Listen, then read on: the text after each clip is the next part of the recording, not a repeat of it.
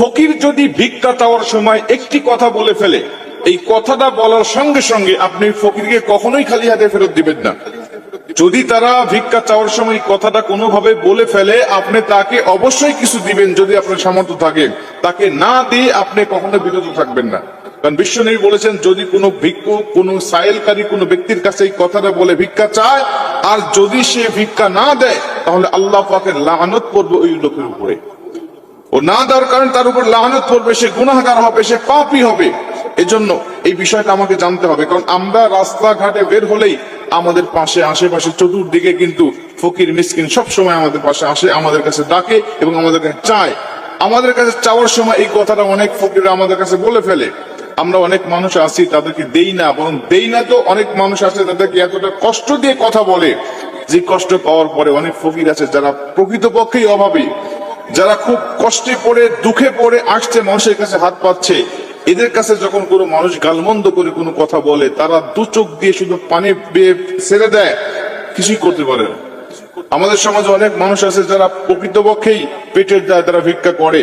অনেক মানুষ আছে যারা এটাকে বিজনেস করে নিয়েছে, যারা স্বভাবগত ভাবেই 10 বছর 20 বছর ধরে সুস্থ সবল মানুষ, কিন্তু তারা এই ভিক্ষা বৃত্তির উপরেই তারা চলতেছে। তাদের উদ্দেশ্য আজীবন আমি ভিক্ষা করি, খাবো, আমার সংসারটা চালাবো। অনেক মানুষ আছেন এমন যারা ভিক্ষা করে, যাদের বাড়ি ঘর অনেক বেশি, যারা ঢাকা ফ্ল্যাট কিনেছেন, যারা গ্রামে অনেক বড় বড় বাড়ি করেছেন, যাদের অনেক রকম অনেক উন্নতি তারা করে ফেলেছেন, কিন্তু তারা তারপরেও তারা যেন কোনো ব্যবসা করছেন না, বা কোনো কাজ করতেছেন না, বা নিজের পায়ে দাঁড়ানোর চিন্তা করতেছেন না, ভাবতেছেন যে এইভাবেই আমার জীবনটা কাটাবো। এমন কোনো ব্যক্তি যদি চায়, তাহলে আপনি তাকে না দিয়ে যদি বুঝাইতে পারেন, সেই বিষয়টা আপনার ব্যক্তিগত ব্যাপার। কিন্তু প্রকৃতপক্ষে যারা অভাবে দুঃখী, এরা যখন আপনার কাছে চাইবে আর এই কথাটা বলবে, সেই কথাটা কি?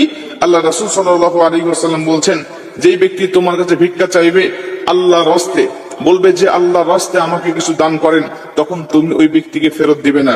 কারণ যেই ব্যক্তি আল্লাহর রাস্তে কোনো কিছু কোনো মানুষের কাছে চায়, ওই ব্যক্তির উপরেও লানত, আর যেই ব্যক্তি ওই ব্যক্তিকে ফেরত দেয়, সেই ব্যক্তির উপরে লানত।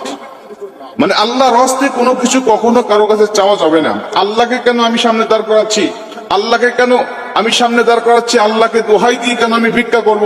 আল্লাহ রাসূল বলছেন ওই ব্যক্তির উপরে আল্লাহর লানত। আর আল্লাহর জন্য চাওয়ার পরেও যদি কেউ না দেয়, তাহলে তার উপরেও লানত। এই জন্য মুফাসসিরিন ইকরামরা বলেন, যদি কোনো মানুষ তোমার কাছে আল্লাহর রাস্তায় কোনো কিছু চায়, তাহলে তুমি তাকে দিবে, দেওয়ার পরে আরেকটা কাজ করবে, তাকে তুমি সুন্দরভাবে বোঝাবে, দেখো তুমি যে আল্লাহকে দাঁড় করালে, আল্লাহর রাস্তায় কোনো কিছু চাইলে, এইভাবে চাওয়াটা তোমার মোটেও ঠিক নয়। তুমি আল্লাহর রাস্তায় না চেয়ে তুমি ব্যক্তিগতভাবে চাও, আমরা সাধ্য থাকলে তোমাকে দান করব। কেন তুমি আল্লাহর রাস্তায় চাচ্ছ? কারণ এই আল্লাহর রাস্তায় চাওয়ার কারণে তুমি আল্লাহকে নারাজ করছো, আল্লাহ পাক তোমার উপর অখুশি হচ্ছে, আল্লাহ পাক তোমার উপরে লানত দিচ্ছে। এই জন্য তুমি আল্লাহর রাস্তায় না চেয়ে তুমি নিজের জন্য চাও যে আমার 2 টাকা দরকার, 10 টাকা দরকার, 5 টাকা দরকার, এটা আমাকে দেন। অনেক মানুষ আছে আমি এই বিষয়গুলো জানি না। আমরা অনেক মানুষ আছি যারা এই বিষয়গুলো না জানার কারণে আমরা আল্লাহর রাস্তায় চাচ্ছি, আমরা দিচ্ছি না, অথচ আল্লাহ লানত করতেছে আমার উপরে।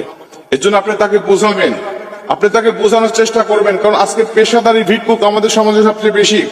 আমি এমনও